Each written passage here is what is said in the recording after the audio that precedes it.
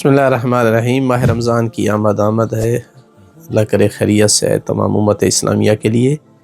ایک مسئلہ جو میں عرض کرنا چاہتا ہوں اس حوالے سے وہ یہ کہ ہماری بہت ساری سینکڑوں بلکہ ہزاروں بچیاں ایسی ہوں گی، بیٹیاں، جو پہلی دفعہ ان پر ماہ رمضان کا روزہ واجب ہو رہا ہوگا، چونکہ شریعت میں 9 سال جو قمری 9 سال ہیں وہ بچی کے بالغ ہونے کی عمر ہے، جو کہ شمسی سال کے مقابل چھوٹا ہوتا ہے، یعنی تقریباً 3 ماہ کا کم و بیش 3 ماہ کا فاصلہ ہے، یعنی 9 سال قمری پہلے پورے ہو جاتے ہیں۔ تو ایسی بچی پر جو ہے وہ ماہ رمضان کا روزہ واجب ہو جاتا ہے، اگر ابتدا میں ہو جائے پورے یا درمیان میں آخری روزہ رہتا ہو اور 9 سال پورے ہو جائیں تو آخری روزہ بھی اس پہ واجب ہو جاتا ہے۔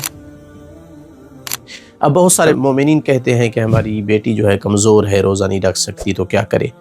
کوشش کی جائے، اگر کسی طریقے سے بھی روزہ وہ پورا کر لے تو کروانا چاہیے اس کو۔ مثلا اگر رات کو جاگتی رہے، کھاتی پیتی رہے، دن کو سو جائے، اگر چھٹیاں ہوں مثلا اس طرح رکھ سکے تو اس طرح رکھوایا جائے۔ اگر کوئی اچھا کھانا دے کر، مثلا سحری اچھی کھلا کر روزہ رکھ سکتی ہو تو یہ کیا جائے۔